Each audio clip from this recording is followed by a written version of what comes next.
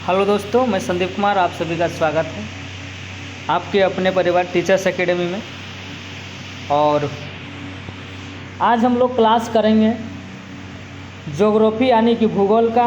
पहला क्लास होगा जेटेट 6 to 8 का। और इस क्लास को हम लोग पूरा कंटिन्यू, पूरा सिलेबस पूरा कवर करेंगे, कंप्लीट करेंगे। और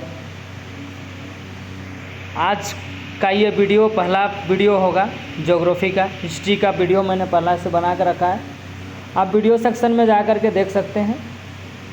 और सबसे पहले सभी दोस्तों का स्वागत है हमारे इस चैनल में। जो भी साथी नए जुड़ रहे हैं, एक बार चैनल को सब्सक्राइब करके बेल आइकन ऑन कर लेंगे। साथ ही टेलीग्राम चैनल को ज़रूर से ज़रूर ज्वाइन कर लेंगे। ठीक है, स्टार्ट करते हैं आज का क्लास ज्योग्राफी का। पहले जानेंगे खगोल पिंड। सूर्य, चंद्रमा तथा वे सभी वस्तुएं जो रात के समय आसमान में चमकती हैं खगोल पिंड कहलाती है। खगोलीय पिंडों को तारा कहते हैं। सूर्य भी एक तारा है। तारों के विभिन्न समूह द्वारा बनाई गई विविध आकृतियों को नक्षत्र मंडल कहते हैं। उर्सा मेजर या बिग बियर इस प्रकार का एक नक्षत्र मंडल है। उत्तरी तारा उत्तर दिशा को बताता है, इसे ध्रुव तारा भी कहा जाता है। कुछ खगोल पिंडों में अपना प्रकाश व ऊष्मा नहीं होती, वे तारों के प्रकाश से प्रकाशित होते हैं। ऐसे पिंड ग्रह कहलाते हैं। उपग्रह वे खगोल पिंड हैं जो ग्रहों के चारों ओर उसी प्रकार चक्कर लगाते हैं जिस प्रकार ग्रह सूर्य के चारों ओर चक्कर लगाते हैं। पौराणिक रोमन कहानी में सोल सूर्य देवता को कहा जाता है। सोल शब्द का अर्थ है सूर्य से संबंधित, इसलिए सूर्य के परिवार को सौरमंडल कहा जाता है। नेक्स्ट देखेंगे आकाशगंगा गैलेक्सी। तारों वालों खुले आकाश में एक ओर से दूसरी ओर तक फैली सफ़ेद चौड़ी पट्टी जो एक चमकदार रास्ते की तरह दिखाई देती है, यह लाखों तारों का समूह है। यह पट्टी आकाशगंगा है। हमारा सौरमंडल इस आकाशगंगा का एक भाग है। इस प्रकार की लाखों आकाशगंगाएं मिलकर ब्रह्मांड का निर्माण करती है। सौरमंडल सोलर सिस्टम। सूर्य, 8 ग्रह, उपग्रह तथा कुछ अन्य खगोल पिंड जैसे क्षुद्र ग्रह एवं उल्का पिंड मिलकर सौरमंडल का निर्माण करते हैं। पहले आज पढ़ेंगे सूर्य, द सन। सूर्य सौरमंडल के केंद्र में स्थित यह बहुत बड़ा है एवं अत्यधिक गर्म गैसों से बना है। सूर्य सौरमंडल के लिए प्रकाश एवं ऊष्मा का एकमात्र स्रोत है। सूर्य पृथ्वी से लगभग 15 करोड़ किलोमीटर दूर है। सूर्य के सबसे ज़्यादा निकट तारा प्रैक्सिमा सेंचुरी है। प्रकाश की गति लगभग 3 लाख किलोमीटर प्रति सेकेंड। इस गति को पृथ्वी तक पहुंचने में लगभग 8 मिनट 19 सेकेंड का समय लगता है। यानी कि जो प्रकाश, सूर्य का प्रकाश जो पृथ्वी तक पहुंचती है उसमें समय लगता है कितना? 8 मिनट 19 सेकेंड। ज़रूर इसको याद रखेंगे। और वीडियो कैसा लग रहा है, कंटेंट कैसा लग रहा है, कमेंट सेक्शन के माध्यम से ज़रूर बताएंगे। साथ ही मैं ये भी बताता चलूँ कि कोई साथी को यदि नोट्स का ज़रूरत हो, ये जो कंटेंट जो मैं अभी दिख रहा है स्क्रीन में, ये नोट्स है। ये नोट्स किसी को चाहिए 1 to 5 और 6 to 8 के लिए, डिस्क्रिप्शन में नंबर दिया हुआ है, आप मेरे से संपर्क कर सकते हैं। साथ ही हमारे चैनल में जो भी साथी नए जुड़ रहे हैं तो चैनल को एक बार सब्सक्राइब ज़रूर से कर लें। अगला देखते हैं ग्रह। हमारे सौरमंडल में 8 ग्रह हैं। सूर्य से दूरी के अनुसार वे ग्रह हैं, यानी कि सूर्य से दूरी के अनुसार। पहला है बुध, उसके बाद शुक्र है, पृथ्वी है, मंगल है, बृहस्पति है, शनि है, यूरेनस है तथा नेपच्यून है, या तो अरुण और वरुण भी बोला जाता है। सौरमंडल के सभी 8 ग्रह एक निश्चित पथ पर सूर्य की परिक्रमा लगाते हैं। ये रास्ते दीर्घवृत्ताकार में फैले हुए हैं। ये कक्षा कहलाते हैं। बुध सूर्य की सबसे नज़दीक का ग्रह है। ग्रह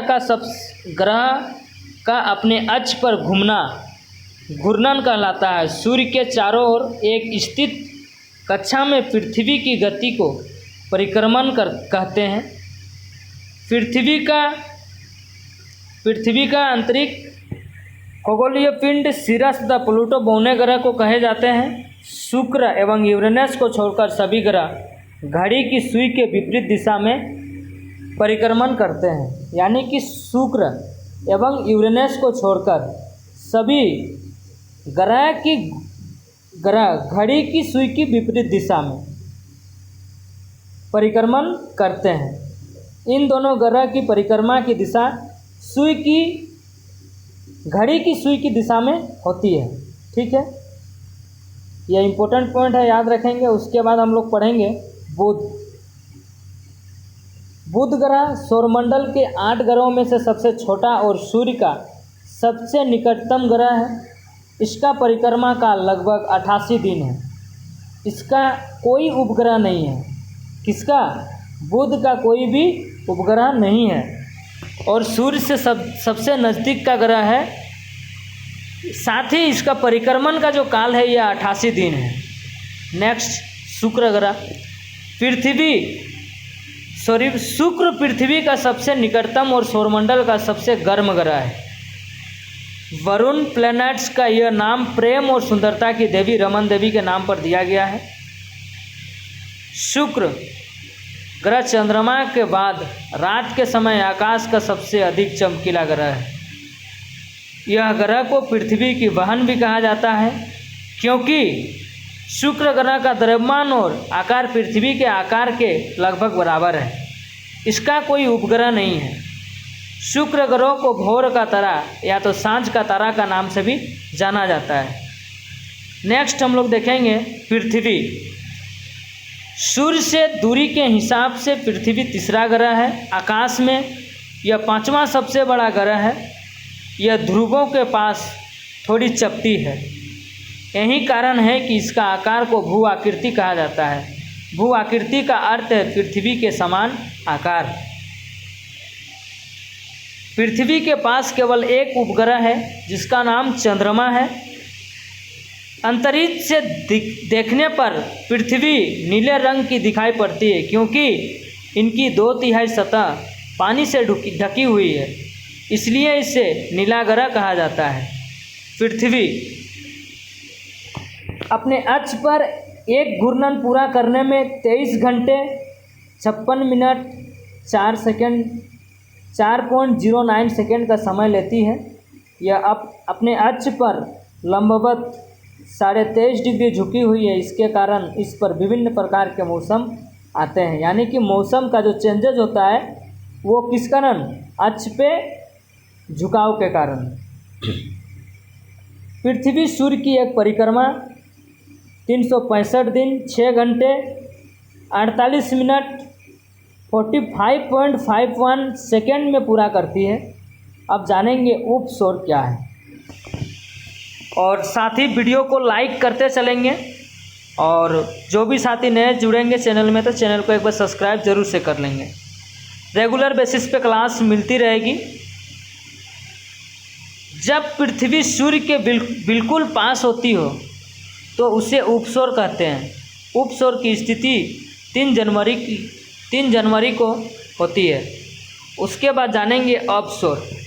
जब पृथ्वी सूर्य से अधिकतम दूरी पर होती है तो यह अपसर कहलाता है। अपसर की स्थिति 4 जुलाई को होती है। मंगल सौर मंडल में यह ग्रह दूसरा सबसे बड़ा ग्रह है। दूसरा सबसे छोटा ग्रह है, सॉरी। सौर मंडल में दूसरा सबसे छोटा ग्रह है कौन? मंगल। मंगल ग्रह की मिट्टी में लौह ऑक्साइड पाया जाता है जिससे इसका रंग लाल दिखाई देता है। इसी कारण इसे लाल ग्रह भी कहते हैं। मंगल ग्रह के 2 उपग्रह फोबोस और डिवोस, यहाँ मिस्टेक हुआ है, टाइपिंग मिस्टेक, थोड़ा सा देख लेंगे। फोबोस और डिवोस है। मंगल को पृथ्वी से नंगी आंखों से देखा जा सकता है। बृहस्पति ग्रह, इसको जुपिटर भी बोला जाता है। बृहस्पति ग्रह आकार में हमारे सौरमंडल का सबसे बड़ा ग्रह है। यह अपने अक्ष पर सबसे अधिक तेज़ी से परिक्रमा करने वाला ग्रह है। यह मात्र 9 घंटे 56 मिनट में अपने अक्ष पर घूर्णन पूरा कर लेता है। बृहस्पति ग्रह के 67 उपग्रह हैं। अगला ग्रह है शनि। शनि यह हमारे सौरमंडल का दूसरा सबसे बड़ा ग्रह है। इस ग्रह के चारों ओर वलय यानी कि रिंग्स हैं। टाइटन शनि ग्रह का सबसे बड़ा ग्रह है, उपग्रह है। टाइटन क्या है? शनि ग्रह का सबसे बड़ा उपग्रह है। शनि ग्रह में 62 उपग्रह हैं। नेक्स्ट वरुण। यूरेनस ग्रह की खोज विलियम हर्शल ने 1781 में की थी। इसे लेटा हुआ ग्रह भी कहते हैं। यूरेनस ग्रह के 27 उपग्रह हैं। वरुण, नेपच्यून ग्रह हमारे सौरमंडल का सूर्य से दूरी के अनुसार सबसे दूर का ग्रह है। यह सबसे ठंडा ग्रह है। नेपच्यून ग्रह में 14 उपग्रह हैं। अब जानेंगे हम लोग उपग्रह किसे कहते हैं। कुछ आकाशीय पिंड अपने ग्रह की परिक्रमा करते हुए सूर्य की परिक्रमा करते हैं। अपने ग्रह की परिक्रमा करने के कारण उन्हें उपग्रह कहते हैं। जैसे चंद्रमा पृथ्वी की परिक्रमा करता है। यह पृथ्वी का एकमात्र प्राकृतिक उपग्रह है। और मानव निर्मित उपग्रह यानी कि ग्रह दो प्रकार के होते हैं। एक होता है प्राकृतिक उपग्रह और एक होता है मानव निर्मित उपग्रह। मानव निर्मित उपग्रह को हम लोग सैटेलाइट्स भी बोलते हैं इंग्लिश में। तो पहला मानव निर्मित भारत ने आर्यभट्ट, एप्पल और इनसेट नामक उपग्रह बनाया है। इसको ज़रूर याद रखेंगे। उसके बाद हम लोग देखते हैं चंद्रमा। हमारे पृथ्वी के पास केवल एक उपग्रह है चंद्रमा। इसका व्यास पृथ्वी के व्यास का केवल 1/4 है। पृथ्वी से चंद्रमा की दूरी लगभग 3,84,400 किलोमीटर है। 3,84,400 किलोमीटर है। यह हमारे पृथ्वी के सर्वाधिक निकट स्थित आकाशीय पिंड है। चंद्रमा पृथ्वी का एक चक्कर लगभग 27 दिन 7 घंटे और 43 मिनट में पूरा करता है। नील आर्मस्ट्रांग पहले व्यक्ति थे जिन्होंने 21 जुलाई 1969 को सबसे पहले चंद्रमा की सतह पर कदम रखा। चंद्रमा का अपना कोई प्रकाश नहीं होता।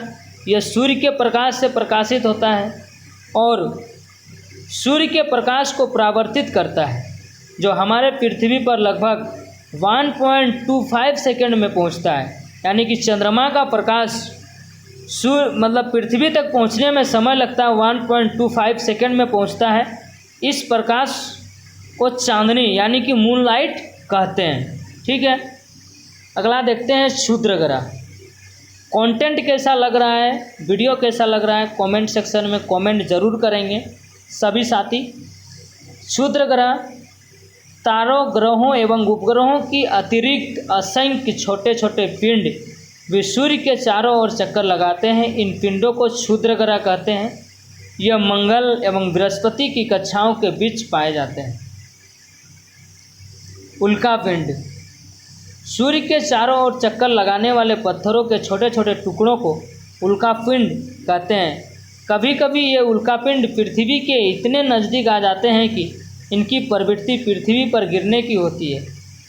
इन प्रक्रिया के दौरान वायु के साथ घर्षण होने के कारण वे गर्म होकर जल जाते हैं। इन्हें ही टूटा हुआ तारा कहा जाता है। नेक्स्ट पुच्छल तारे। पुच्छल तारे अथवा धूमकेतु चट्टानों, बर्फ, धूल और गैसों के बने आकाशीय पिंड होते हैं। गुरुत्वाकर्षण के कारण इनका सिर सूर्य की तरफ एवं पूंछ हमेशा सूर्य से दूर बाहर की तरफ होती है, जो हमें चमकती दिखाई देती है। कुइपर मेखला यह नेपच्यून के पास सौरमंडल के आखिरी सिरों पर एक तस्तरी के आकार की विशाल पट्टी है, जिसमें असंख्य खगोल पिंड उपस्थित हैं। इनमें कोई बर्फ से बने हैं। धूमकेतु इसी क्षेत्र से आते हैं। प्लूटो भी इसी मेखला में स्थित है। नेक्स्ट हम लोग जानेंगे सूर्य ग्रहण एवं चंद्र ग्रहण कैसे होता है उसके बारे में। जो भी साथी को नोट्स चाहिए तो डिस्क्रिप्शन में नंबर मेरा दिया हुआ है, संपर्क मेरे से कर सकते हैं। सूर्य ग्रहण जब सूर्य और पृथ्वी के बीच चंद्रमा आता है तो इस स्थिति को युति कहते हैं। यह अमावस्या को होता है। इस स्थिति में चंद्रमा की छाया पृथ्वी पर पड़ती है, इसे सूर्य ग्रहण होता है। इससे क्या होता है? सूर्य ग्रहण होता है। चंद्र ग्रहण, इसी प्रकार जब सूर्य और चंद्रमा के बीच पृथ्वी आ जाती है, सूर्य क्या रहता है? वो फिक्स है, वो एक ही जगह फिक्स है। रोटेट कौन कर रहा है? बाद बाकी जितने ग्रह हैं वे सब। तो सूर्य और चंद्रमा के बीच में जब पृथ्वी आ जाती है तो उस स्थिति को विपरीति कहते हैं। यह पूर्णिमा को होती है। इस स्थिति में पृथ्वी की छाया चंद्रमा पर पड़ती है, इसे चंद्र ग्रहण कहते हैं। चंद्र ग्रहण कब होता है? वो पूर्णिमा के दिन ही होता है। ठीक है। अब जानेंगे ग्लोब। ये हर एक पॉइंट एनसीईआरटी से लिया हुआ है। आप कंटेंट को देख लीजिए, सिलेबस को देख लीजिए, हूबहू आपको कंटेंट और सिलेबस मिलेगा। ग्लोब, काल्पनिक रेखा जो ग्लोब को दो बराबर भागों में बांटती है, इसे विषुवत रेखा या तो इक्वेटर कहा जाता है। पृथ्वी के उत्तर में स्थित आधे भाग को उत्तरी गोलार्ध तथा दक्षिणी वाले भाग को दक्षिणी गोलार्ध कहा जाता है। विषुवत वृत्त से ध्रुवों तक स्थित सभी समांतर वृत्तों को अक्षांश समांतर रेखाएं कहा जाता है। अक्षांश को अंश में मापा जाता है। उत्तरी गोलार्ध में कर्क रेखा 23.5 डिग्री उत्तरी, दक्षिणी गोलार्ध में मकर रेखा 23.5 डिग्री दक्षिण, विषुवत वृत्त में 66.5 डिग्री उत्तर में उत्तर ध्रुव वृत्त और विषुवत रेखा के 66.5 डिग्री दक्षिणी में दक्षिणी ध्रुव वृत्त। अब जानेंगे पृथ्वी के ताप कटिबंध कर्क रेखा एवं मकर रेखा के बीच के सभी अक्षांश पर सूर्य वर्ष में एक बार दोपहर में सिर के ठीक ऊपर होता है। इसलिए इस क्षेत्र में सबसे अधिक ऊष्मा प्राप्त होती है तथा इसे उष्ण कटिबंध कहा जाता है। कर्क रेखा तथा मकर रेखा के दवा किसी भी अक्षांश पर दोपहर का सूर्य कभी भी सिर के ऊपर नहीं होता। ध्रुव की तरफ सूर्य की किरणें तिरछी होती जाती है। इस प्रकार उत्तरी गोलार्ध में कर्क रेखा एवं उत्तर ध्रुव वृत्त तथा दक्षिणी गोलार्ध में मकर रेखा एवं दक्षिणी ध्रुव वृत्त के बीच वाले क्षेत्र का तापमान मध्यम रहता है, इसलिए इन्हें शीतोष्ण कटिबंध कहा जाता है। उत्तरी गोलार्ध में उत्तर ध्रुव वृत्त एवं उत्तरी ध्रुव तथा दक्षिणी गोलार्ध में दक्षिणी ध्रुव वृत्त एवं दक्षिणी ध्रुव के बीच के क्षेत्र में ठंड बहुत होती है, क्योंकि यहाँ सूर्य क्षितिज से ज़्यादा ऊपर नहीं आ पाता है, इसलिए ये शीत कटिबंध कहलाते हैं। आप जानेंगे टोंगा द्वीप। यह द्वीप महासागर में स्थित मॉरिशस द्वीप एक ही अक्षांश 20 डिग्री दक्षिण पर स्थित है। नेक्स्ट पॉइंट हम लोग जानेंगे यमायोत्तर या तो ध्रुव वृत्त।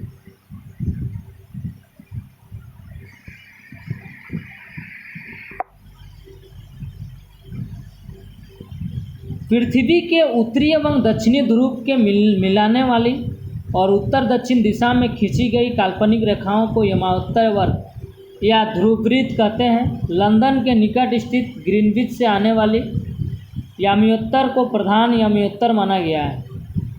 इसका मानना 0 डिग्री देशांतर है तथा यहाँ से हम 180 डिग्री पूर्व एवं 180 डिग्री पश्चिम तक गणना करते हैं। प्रमुख यामियोत्तर तथा 180 डिग्री यामियोत्तर मिलकर पृथ्वी को दो समान भागों पूर्वी गोलार्ध एवं पश्चिमी गोलार्ध में विभक्त करती है। देशांतर और समय को जानेंगे। समय का मापन का सबसे अच्छा साधन पृथ्वी, चंद्रमा एवं ग्रह की गति है। स्थानीय समय का अनुमान सूर्य के द्वारा बनने वाले परछाई से लगाया जाता था, यानी कि पहले के समय में समय का जो पहचान होता था कैसे होता था, उस सूर्य के द्वारा जो बनी परछाई होती थी उससे पता लगाया जाता था। पृथ्वी पश्चिम से पूरब की ओर चक्कर लगाती है, अतः वह स्थान जो ग्रीनविच के पूर्व में है इसका समय ग्रीनविच समय से आगे होगा, तथा जो पश्चिम में है उनका समय पीछे होगा।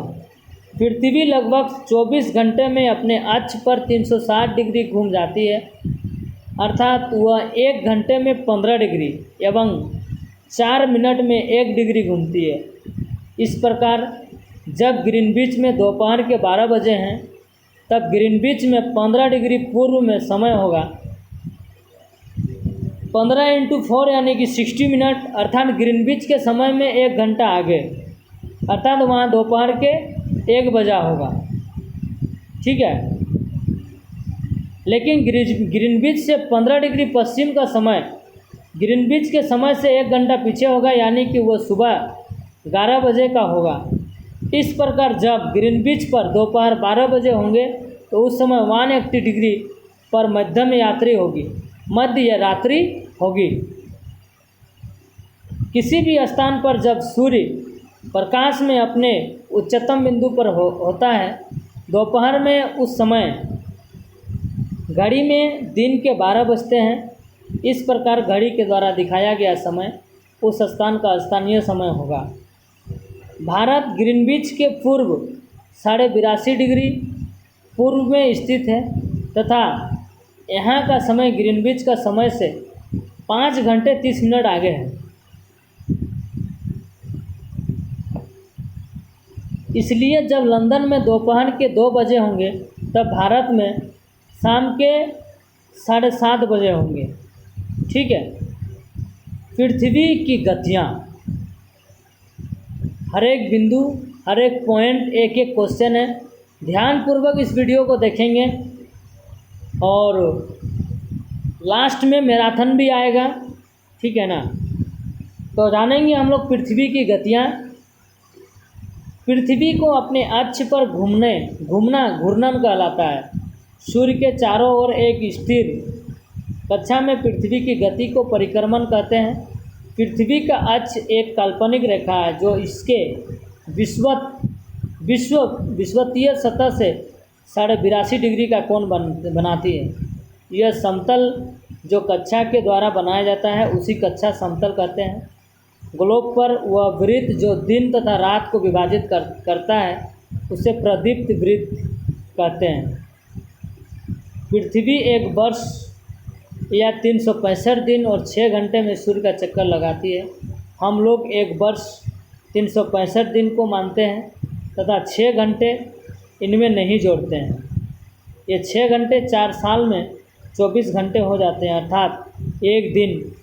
तो ये एक दिन फरवरी के महीने में जोड़ दिया जाता है, जिससे फरवरी महीने में प्रत्येक चौथे वर्ष एक दिन बढ़ जाता है और वह महीना 29 का हो जाता है, जिसे लीप वर्ष कहते हैं।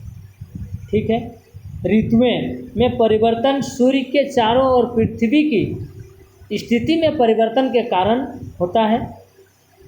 21 जून को उत्तरी गोलार्ध सूर्य की तरफ झुका हुआ होता है। सूर्य की किरणें कर्क रेखा पर सीधी पड़ती है, जिसके परिणाम स्वरूप इन क्षेत्रों में उष्ण अधिक प्राप्त होती है। 21 जून को इन क्षेत्रों में सबसे लंबा दिन तथा सबसे छोटी रात होती है। पृथ्वी की इस अवस्था को उत्तर अयनांत कहते हैं।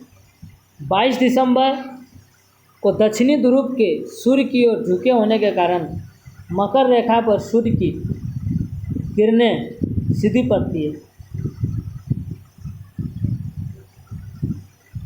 उत्तरी ध्रुव रेखा के दायरे वाले भागों पर लगभग 6 महीने तक लगातार दिन रहता है।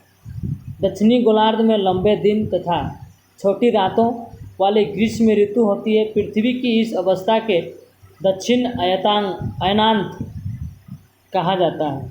ऑस्ट्रेलिया में ग्रीष्म ऋतु में क्रिसमस का पर्व मनाया जाता है, यानी कि गर्मी का महीना में।